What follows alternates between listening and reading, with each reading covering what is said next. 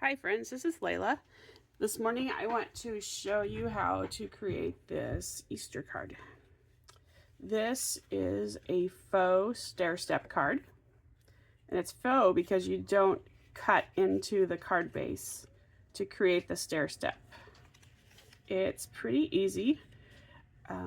Planning to make a few of these this Easter, and I thought I would show you how to make them. So this paper is from the product of the month. This is actually Lights of the Aurora. That it has a little bit of gradation to it, so it's not just plain purple or fresh freesia. So there's a little idea of that. These are flowers and leaves that I used from the 6x6 squares of the color families. This is the subtles. So this is fresh freesia, and this is Soft's Seafoam. This is a printable, and I cut everything out with the Scalloped Wishes dies. I'm going to use a little bit different flower because I wanted everything from the Scalloped Wishes. So here is the die cut and the flowers that we're using, and then I use multiples of these branches and that. So pretty much everything except for the dragonfly and the cat tails. So let's get started. So I've pre-cut, and if you're going to make multiples of these, I would suggest that you cut 2 bases from the same 8.5 by 11 sheet of paper, and then cut these from a second sheet. So this is 4 1/4 by 9, and I'm scoring it at 1 1/4, and then 2 1/2, which is double this, and then the remainder gets scored again, so that's 5 3/4. So I'm at halfway from what's remaining, cutting that in half and stuff. So I put a little sign on this that says wait, because I am terrible at putting this background paper onto the back of the card before I put the cross. So this one I haven't quite finished. This strip comes all the way down here, and I keep forgetting to wait. And so this one's really heavy because I had to put 2 of these on here. So grab a bone folder, you're definitely going to need it, and let's get started. So here's one I've also scored, but left the washi tape off of it, and that so that I don't have to peel it off. So this is the 1 1/4, and it's going to be a mountain fold, and then at 2 1/2 it's going to be a valley fold.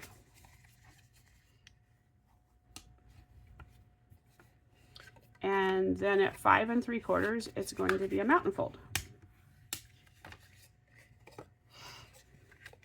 Now I'm just going to flatten it back out.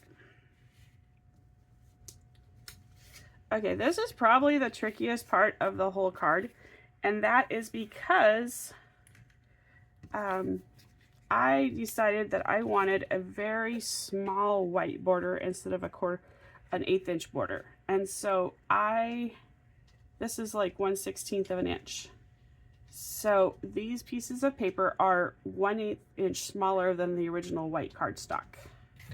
So this is 4 1/4. So this is 4 1/8. And the way I think about it is I step down 1/8 inch. And I ended up cutting this one at 3 inches so I could put it here and here because it's supposed to be 3 1/8, but that takes 2 sheets of 6x6 paper if you're going to do that, and it's okay.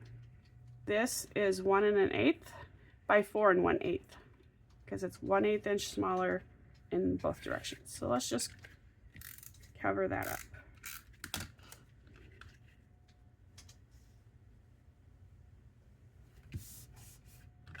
This is going to stay blank because it is folded like this, and I don't need it to look fancy. I did not emboss these with a embossing folder this time around.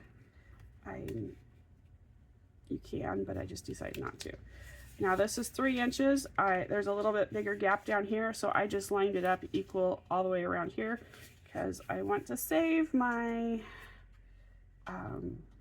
6x6 paper. And that this one is going to go here eventually, but we're going to wait. I am 0 for 4, remembering to wait. Okay, this is 1 1/4 inches, and it's the full 11 inches here. This cross piece is not quite as wide here. It is 3 times as wide as this. So this is 1 1/4 inches wide. So this is 3 3/4 inches wide. This is going to be 1 1/8 and 1/8 inch narrower than 3 3/4. So that is 5/8 and 3 inches. I literally just take the same measurement and then scoot back my paper by a little bit, 1/8 to be precise.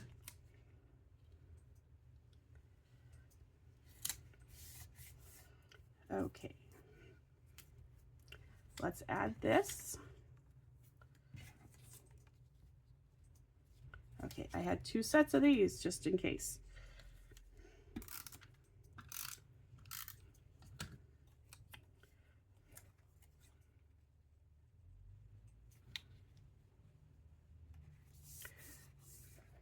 So I'm going to further explain directionality for this. Was my original 12 by 12 sheet of paper, and since this needs to stay the same direction, I cut a piece that was 3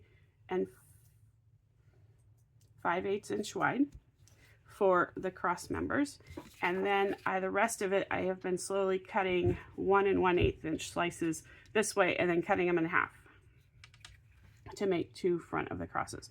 But since you have to cut this way to keep the direction of the paper right, you just gotta do from 2 pieces. You can't cut it this way.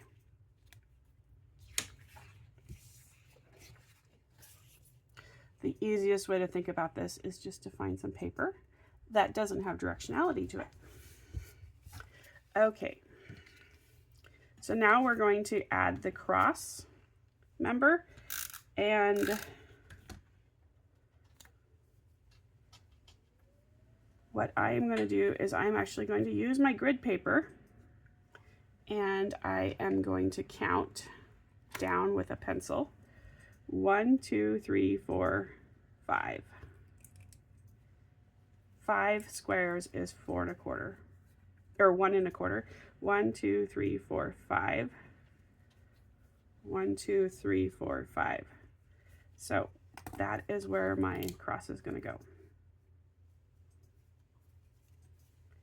I can't eyeball it while I'm filming because I can't get up over top of my project. And I really don't want a wonky cross. I think these would be great cards for baptism also.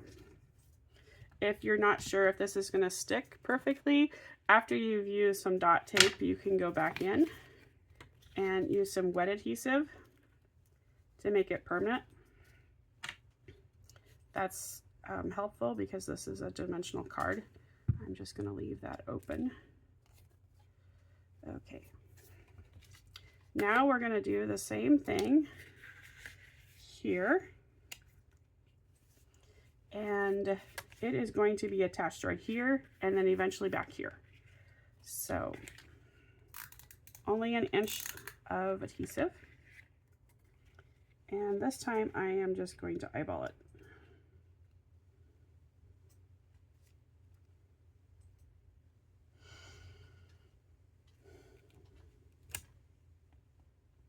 You want, oh, I need to scoot up so it's in the frame. So you want to make sure that this is flush down here. that. And you can make sure it is really evenly spaced up here. It's easier than down here. And that looks pretty good. So now we're going to fold up our card and fold this down. And we're going to flip this down. Now, I said wait and I said trim 1/4 inch off. Because if you're going to put this paper here, you're going to have a little bit of the cross sticking out. And it annoys me. So I'm just going to eyeball it and take off a little bit. And pull off my bright paper. So now we are going to, I'm just going to use wet glue, and remember you can't go all the way down to the bottom, and that's going to sit right there.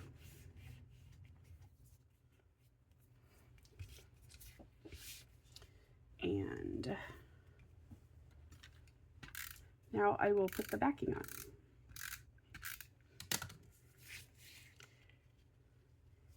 And I'm going to fairly center it.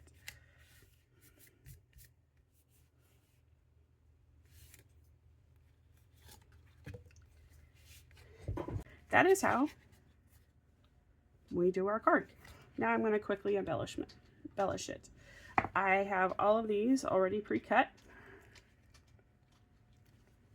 And this does cut separately, and that is okay. We can work with that. What I'm going to do is I'm going to put this down first in the center here. And then I am going to add the frame around it. This is a printable I made. I started out in Canva and then I imported it into the images into Word, and then I added some more with my own fonts.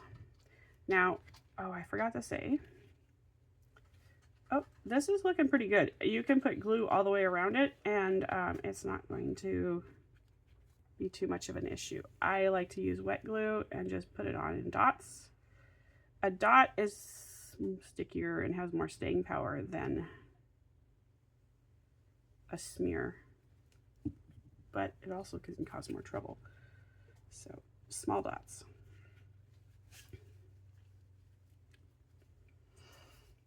Okay, I like to put my flowers on first and then tuck the greenery underneath.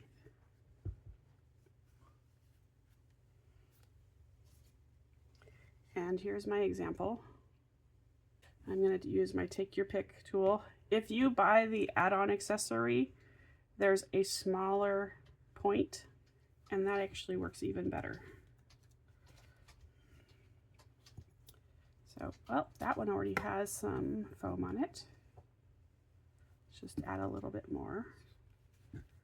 And I'm putting the big one here, and then I'm going to put a small one there.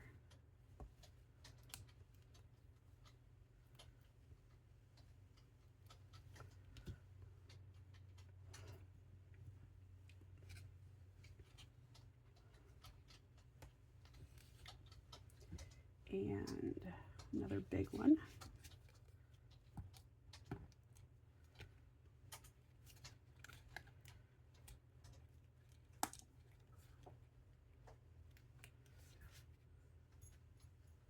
Hopefully I have some more small flowers.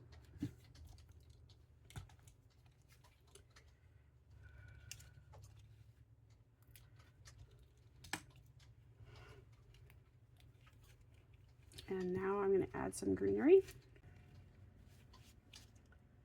So I'm leaving my cap on so I can push down.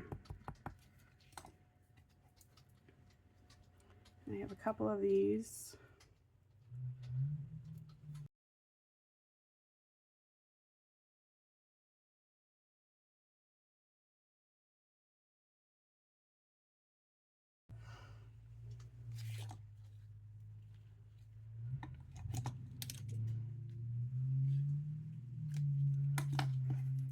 And this one I am going to snip apart.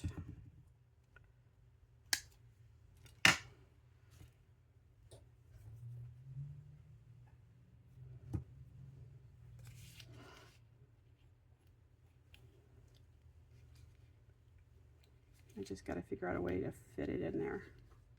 That looks good. Oh, I'll bend it up.